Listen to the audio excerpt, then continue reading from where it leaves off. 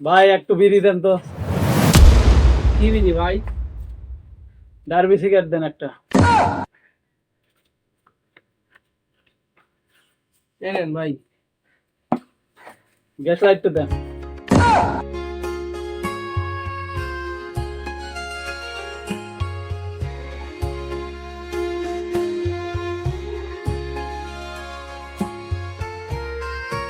এই যে ভাই নেন 5 টাকা।